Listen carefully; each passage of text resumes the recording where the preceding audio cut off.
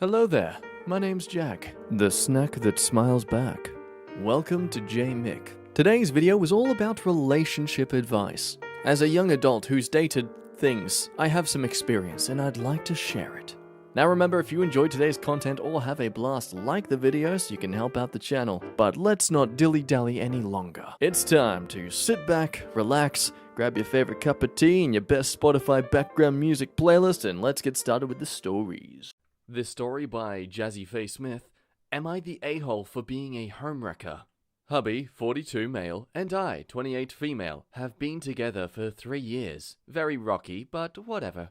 Today, while chatting with him, he stated his ex's mum texted him to take down his posted Facebook memory, pic of him on vacation pre-me, but was on vacation with his ex. Him and I were talking about her request, i.e. me saying, frick off, stop stalking him, and he said he never deleted her because he felt bad. I asked why, and he said I homewrecked his relationship with his ex. Now I'm upset because I didn't homewreck anything. They had been together 12 years, all of which were no kinky times and the last 3 in an open relationship. They didn't even live together. Now, in her defense, that was their normal, even if it was messed up to me. And they had daily or weekly rituals. Did I sleep with him before they officially broke up? Yes, but wouldn't that fall under the open relationship part? It's not my fault he fell in love with me and ended their relationship. I don't feel like a homewrecker, but hearing he thinks that makes me question it and makes me feel like an a-hole. So, was I the a-hole, or am I safe to feel #not sorry about it? Quick edits, they were never married, and it was definitely an open relationship. Small enough town, I know people who know her and heard it from her. I think she called me a homewrecker, and he was just kinda like, okay then, when he left. Who knows? I really pray you don't actually say #not sorry when you say not sorry. That I mean, I'm younger than you, and I find that kind of cringy. But to the main point, I don't think you should even need to feel upset about being labeled a homewrecker. I get that it can insinuate that you are someone rather manipulative and evil in a way. It can make one think that you purely got into the relationship with him just to ruin his past one. But I honestly think the idea of being a homewrecker is such an outdated mindset, at least with how I understand relationships. It just makes no sense to me. Like if I as a guy walked in on my girlfriend cheating on me with another man, the assumption that I should beat up the guy or get real angry at him it makes no sense. He doesn't know me, I don't know him. The only person who's broken my trust and betrayed me is my girlfriend. Now sure, if the guy was a close friend of mine, then yeah, there would be a bit of difference. But it doesn't sound like you were close with his ex at all. And sure, she'd be in that emotional state where she'd feel like calling you a homewrecker because she's lost her partner who, I mean, let's be honest, doesn't really seem like he actually was with her in the first place. It more so comes across as a typical placeholder relationship where you're sticking by each other until you find an upgrade. And so of course the ex is gonna call you a homewrecker, and I think that your partner, or your husband now, sees it as an equally minute comment. You didn't wreck anything. He was the one who broke off the relationship. Like, why the heck should you get all the blame for what he did in the relationship? You weren't dating her. And I think your husband is aware of that. It really does depend on how he executed that comment by telling that you were a homewrecker. It may have just been him making it as a short quip, like a little joke to laugh about. But look, if it is something that does upset you to have been told, then of course let him know that. Obviously don't leave it for too long though, otherwise you're going to be one of those people who just lets things drag on until the next big heated argument where you bring it up out of no context whatsoever.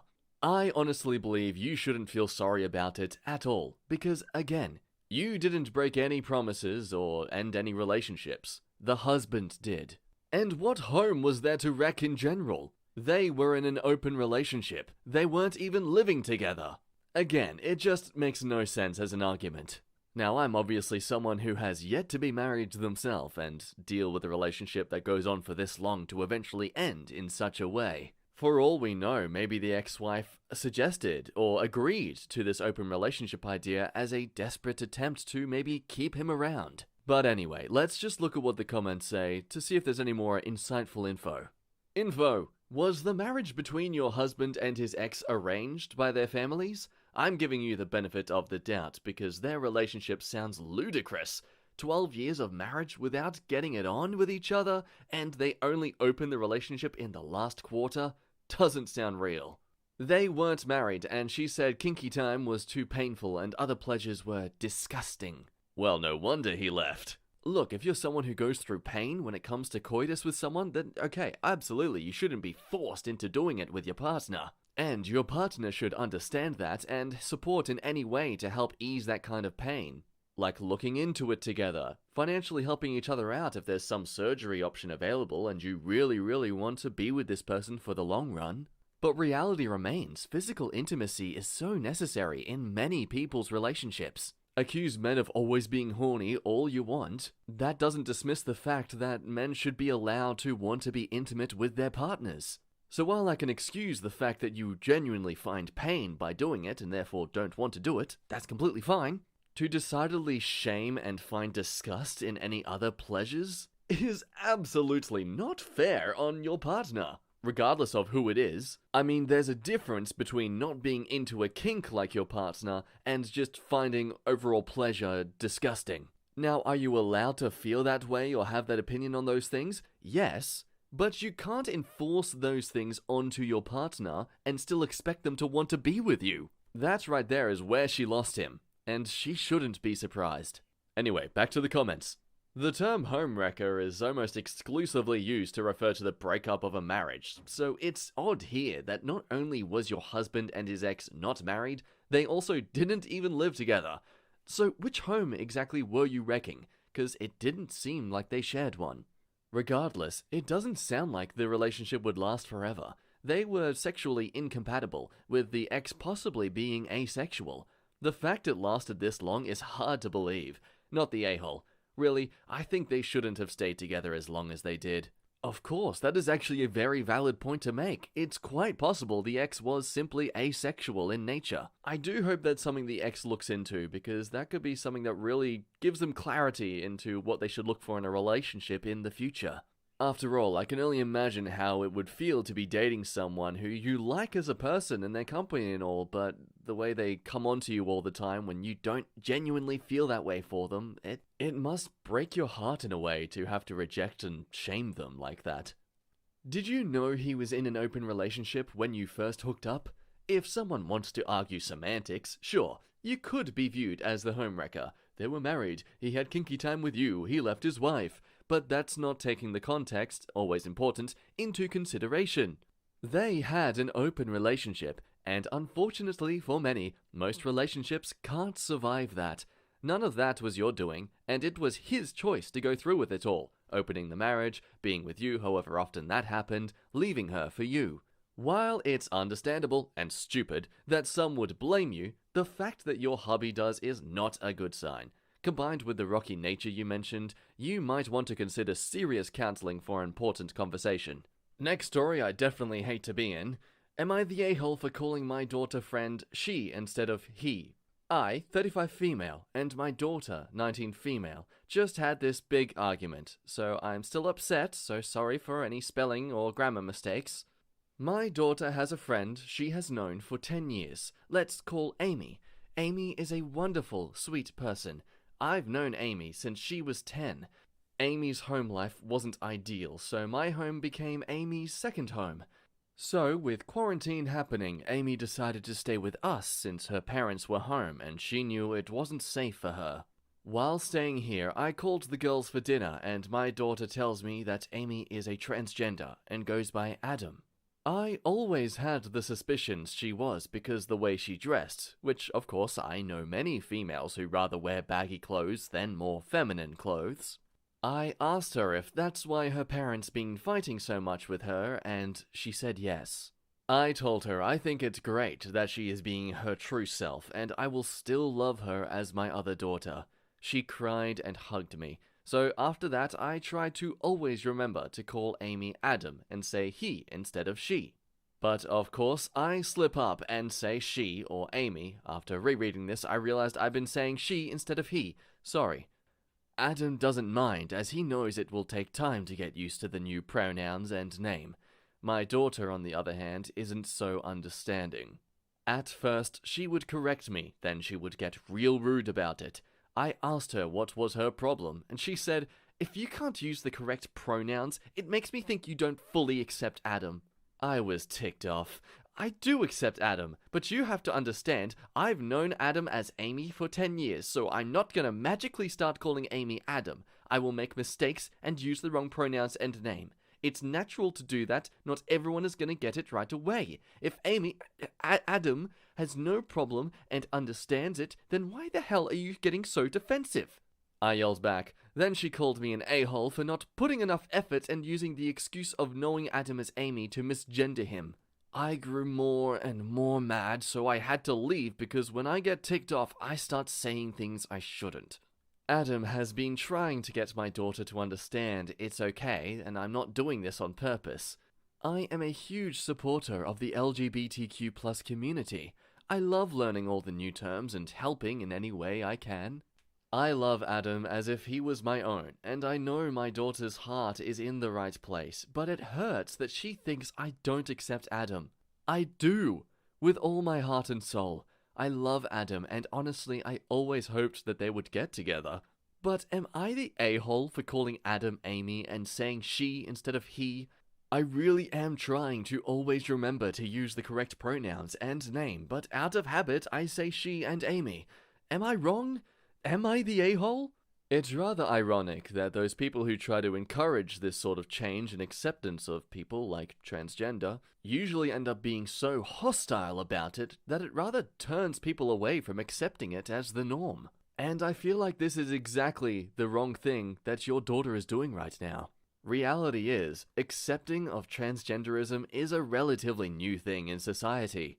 And I can guarantee, as long as we have fixed gender norms and a fixed understanding of what looks or perceives as masculine or feminine, people are going to misgender each other and use the wrong pronouns. But, and especially as we're technically fresh to accepting it as the norm, we shouldn't immediately vilify those who make the mistake, especially those who are aware of it and are apologizing and are pointing out that they are trying.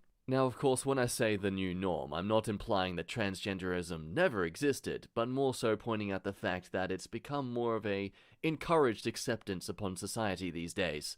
Now, of course, there are people out there who are hesitant to adapt to this norm. They have the misconception that everyone is becoming transgender, and that their identity is going to be forcibly changed into this behavior and attitude that they don't feel like they are themselves.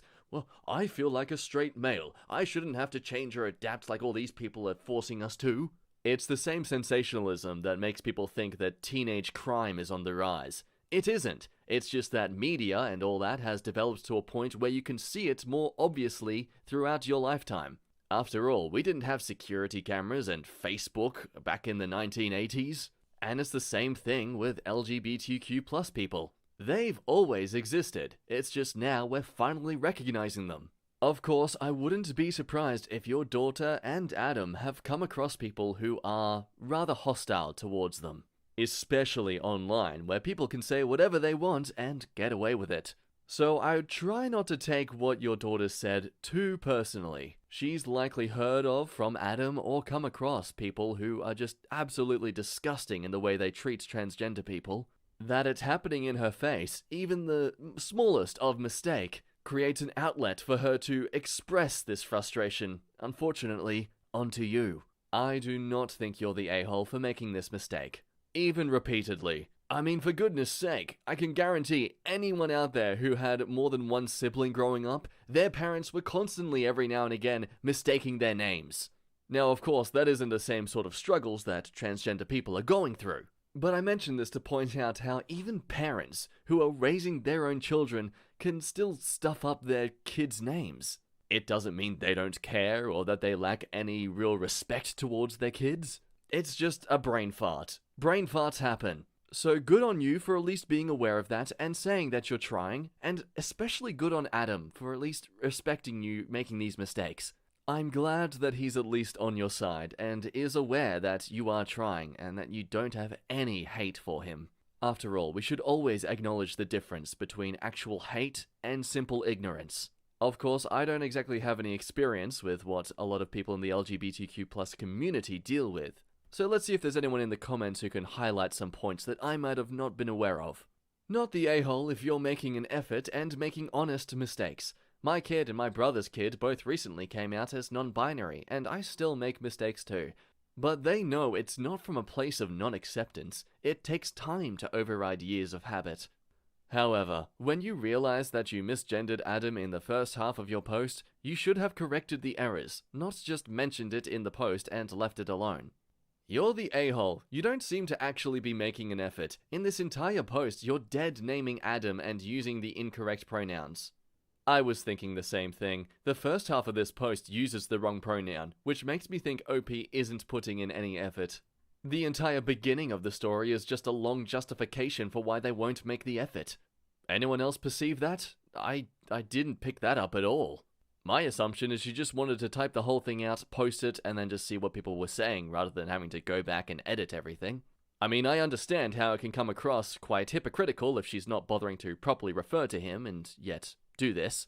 But I feel like these people are being a bit picky in regards to how this person presented the post. They did mention at the start of the post that they're in a bit of emotional distress after all. But again, I don't have this experience of people who misgender. Therefore, I don't think I exactly have the experience in being able to deduct when someone isn't actually trying. Not the a-hole. If you're not doing it on purpose and are doing your best, it's okay to need some time to adjust. I'm sure your daughter is trying to make sure Adam is as comfortable as possible in your home, but she needs to understand that there will be slip-ups, as you're new to this. As long as you're trying and truly accept Adam as who he is, you are definitely not in the wrong. Not the a-hole, so long as you accept and love him for who he is and keep trying. Teenagers can be brash and emotional. I think your daughter is being overly sensitive because Adam is her friend and wants him to be accepted. Just keep trying your best. It will come in time. Hopefully Adam will be able to get your daughter to see what you're not doing this intentionally.